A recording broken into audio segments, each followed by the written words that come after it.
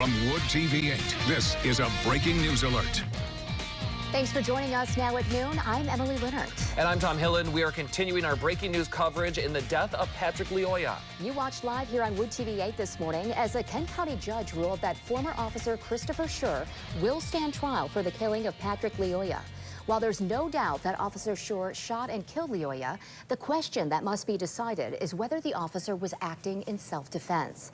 The judge explained this morning that decision will be up to a jury. The only real debatable question here is whether defendants' actions were justified under the law. A person is not guilty of a crime even though the person committed the illegal act if a legally recognized justification is factually supportable. At trial, the prosecution has the burden of disproving justification beyond a reasonable doubt once evidence is introduced. The court concludes that as a matter of law, probable cause has been presented to support the charge in the criminal complaint.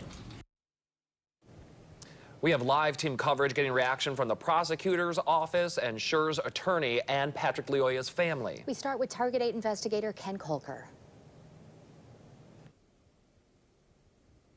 Now, we're in the courtroom where the judge issued his ruling less than 2 hours ago. Now, outside the courtroom, we spoke with Kent County Prosecutor Chris Becker, who said he was not at all surprised by the judge's decision. The defense had argued that the killing was in self-defense, that Lyoya posed a threat, especially after wrestling away the officer's taser. Now, the defense also argued that the officer was justified in shooting what they called a fleeing felon, that Lyoya became a felon when he attempted to flee the officer. But the judge ruled that a jury should make those decisions. The judge said the bar is low when it comes to having enough evidence to bind somebody over for trial. It's much higher, beyond a reasonable doubt, when it comes to a jury trial. And we spoke with both Chris Becker and Matthew Borgula shortly after the judge's decision. Could you talk about what happened in there? I mean, obviously this was a low bar. Sure. It's a low bar. I mean, obviously it's one thing we got to get over in terms of this stage, and I think the judge followed, like I said, I thought last week the law was on our side, so I think he followed the law. I'm sure there's probably going to be an appeal, so this is not, over by any stretch of the imagination. It's going to be something that's going to go through the court at this point in time, but we're pleased. Could you talk about the higher bar, though, which would be beyond a reasonable doubt? Yeah, How difficult that's going to be?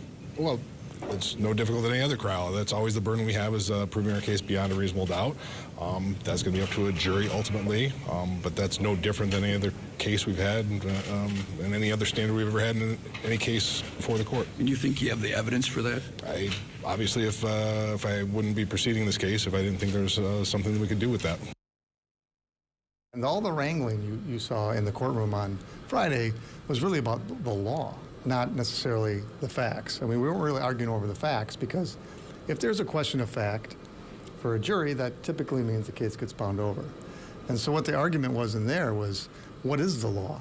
And Michigan has got is unique, apparently in the United States at this point, and that there is no criminal statute that governs when a police officer can use deadly force. So the question for the judge was, well, what is the law? That means you revert back to the common law, which is just non-statutory law created by judges. And so that's why the court took such a long time. But it's a low burden, meaning is there enough to charge someone with the crime? And here the judge thought so, and we're not surprised. But at the same time, I think the judge indicated, at least in part, that there are some significant questions here that will make it very difficult. Defense says he expects to appeal this ruling to the Kent County Circuit Court.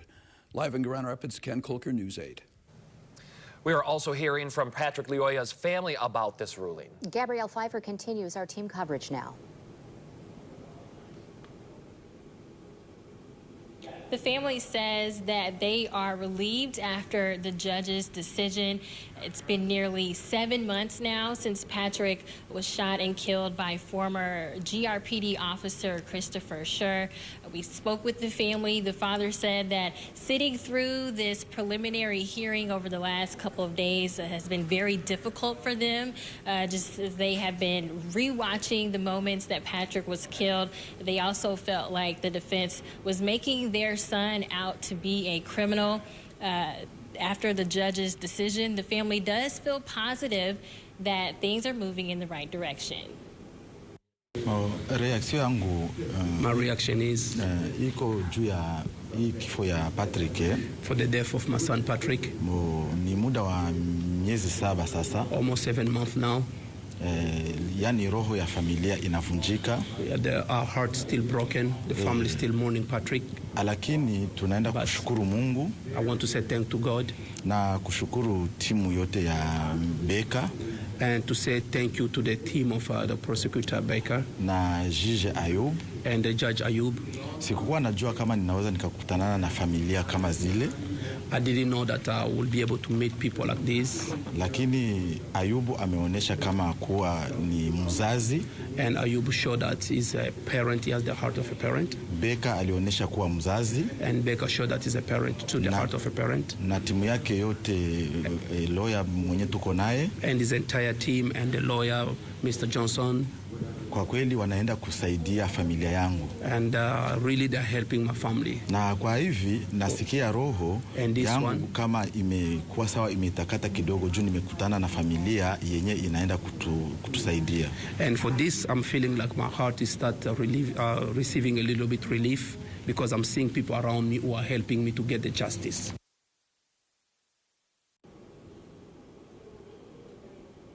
We also heard from Clee Jackson. He's the president of the Greater Grand Rapids branch of the NAACP. We'll hear more of his reaction coming up at 5 and 6. Tom and Emily. Thank you, Gabrielle. Ken and Gabrielle will work to get further reaction to the ruling throughout the afternoon. We'll have continued live updates starting this afternoon on News 8 at 4.